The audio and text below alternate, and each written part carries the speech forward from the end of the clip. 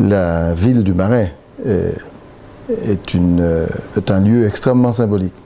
Bon, pas parce qu'il y a un très beau maire, c'est parce qu'il y a quelque chose qui s'est passé au cours des 10 dernières années autour du nautisme, de la plaisance, qui est fondamental.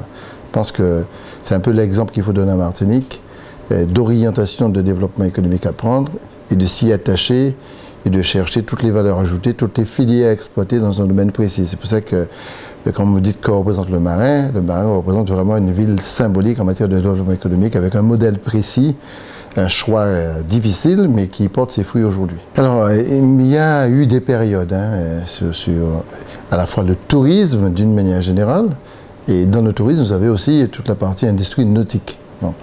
Je pense qu'on a été un petit peu trop prudent sur le développement du tourisme dans ce pays-là au cours des 50 dernières années. Et par la suite, on a l'initiative de Rodolphe Désiré, ce qui s'est fait aux Trois-Îlets et au Lamentin, bon, d'une certaine manière, et puis à Fort-de-France.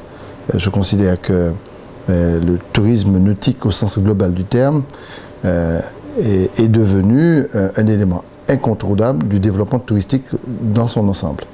On a un enjeu essentiel, c'est la question des infrastructures. Le Marais a pris beaucoup d'avance, il faut persévérer et continuer. D'ailleurs, la région Martinique participe à l'accueil des méga-yachts, avec un investissement qui sera de l'ordre de mémoire de 15 millions d'euros.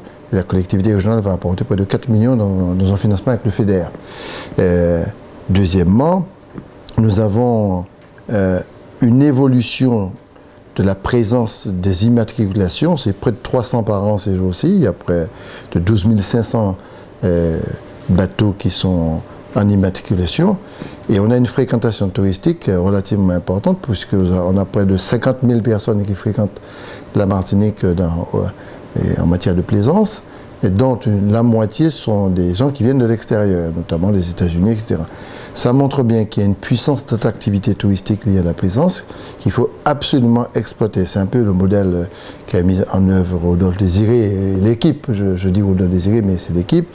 Dans le sens où on ne s'est pas contenté simplement d'avoir une sorte de bassin de bateaux, quoi, mais d'avoir aussi une filière de réparation navale, d'accastillage, éventuellement de construction navale, je souhaite beaucoup, et permettant de capter la valeur ajoutée activité, emploi et richesse à partager sur le plan local. Je ne parle pas, il y a en plus de ça ceux qui sont des plaisanciers locaux, quoi, qui fréquentent la zone ou qui sont en Martinique.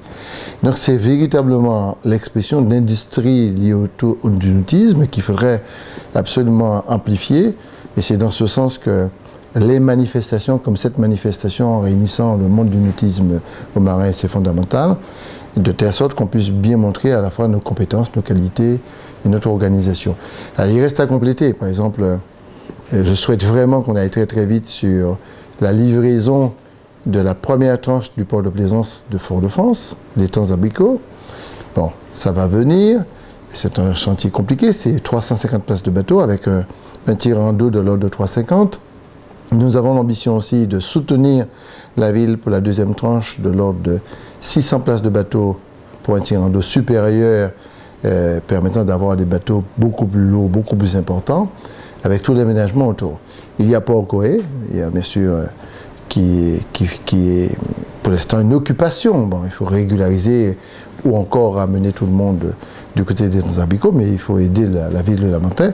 Et vous avez ce qui se passe aux Trois-Îlets, il faut continuer la restructuration et permettre de donner une dimension nautique extrêmement importante. Mais il ne s'agit pas seulement de cela, il s'agit aussi, de notre point de vue, de voir comment on peut tirer un meilleur profit à l'arrière-pays d'une dynamique de plaisance. Quand je dis l'arrière-pays, c'est tout ce qu'on peut offrir à ceux qui viennent. Il ne s'agit pas de créer des marinas complètement dédiés, des ghettos, enfermés sous soi-même. Ce n'est pas du tout l'esprit d'aucun maire de la Martinique ni aucun élu, mais ça peut entraîner une dynamique précise de services à offrir, notamment à l'utilisation de la plaisance, au profit de la plaisance, mais en même temps des services tout court, de commerce, et qualifier un petit peu le pays dans ce sens-là.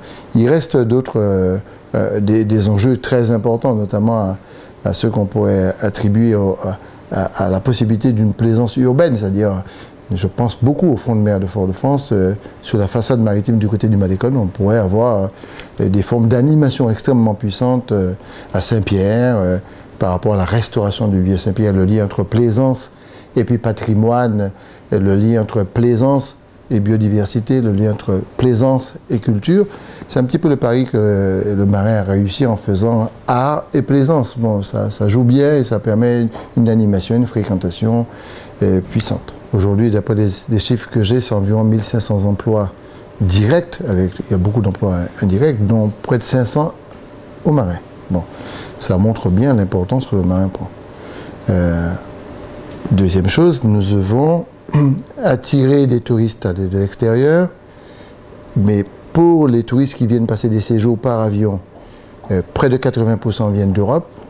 Si avec la plaisance, on peut attirer des gens qui viennent d'ailleurs, les États-Unis, Canada, Caraïbes, etc., dans le monde, des Brésiliens aussi, l'Amérique du Sud, je pense que ça peut nous permettre de diversifier notre politique touristique. La seule chose, il faut que ce soit attractif sous le coût et sur la qualité.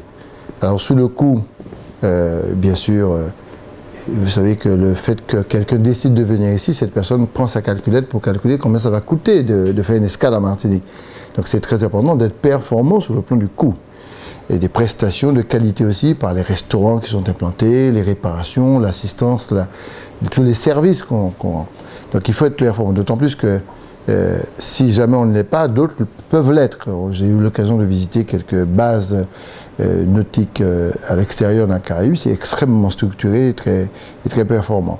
Et puis il faut aussi qu'on soit connu de l'extérieur. C'est d'ailleurs pour ça que à la région, nous multiplions des initiatives de fréquentation, la relation avec Bénodet, le Bénodet Martinique, ça a été un exemple extrêmement précis d'événements majeurs que nous permettons de nous ouvrir au monde. Et on a l'intention de multiplier ce type d'événements en coopération avec les autres pour les autres pays qui sont dans cette dynamique, comme la route du Rhum par exemple en Guadeloupe, pour avoir des événements majeurs, parce que notre ouverture au monde est fondamentale pour qu'on puisse être fréquenté, qu'on puisse venir chez nous. Il ne faut pas qu'on ait un tourisme complètement fermé. Et la dernière chose, c'est que je pense que le tourisme a besoin d'une sorte de combinaison d'intérêts entre le tourisme nautique, par exemple, la visite en randonnée de la Martinique, la connaissance de sa culture, la connaissance de son patrimoine, ça semble important. Et je pense même qu'il y a ce qu'on appelle des joint ventures à faire avec les îles de la Caraïbe pour qu'on ait des tripes escales, quoi, où on s'arrête ici avec un package qui nous permet d'aller à Sainte-Lucie, etc.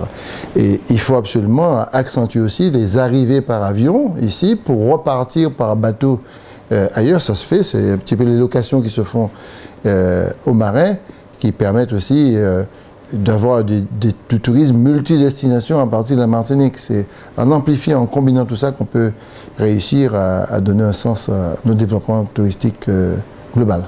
Remettre en cause la défiscalisation sur la plaisance, à mon avis, c'est très dangereux parce que premièrement, si c'est bien cadré, c'est une utilisation claire pour destiner à amplifier le développement touristique à partir de la plaisance. Bon, ça passe par des acquisitions de bateaux, ça passe par des défiscalisations, ça passe par des réductions de coûts, parce que si on ne réduit pas ces coûts-là, les coûts qui sont à l'extérieur vont rentrer dans une concurrence avec nous, ne permettent pas de renouveler notre flotte.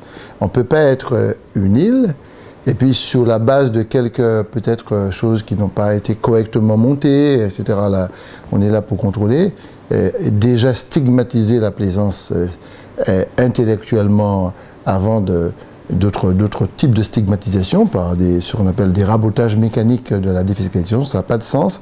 Il faut véritablement bien cadrer, mais il faut absolument renouveler. D'ailleurs, je suis content que ce débat reviendra certainement à l'Assemblée nationale pour nous permettre de dire que l'industrie nautique est aussi une manière d'assurer la croissance et le développement de notre pays.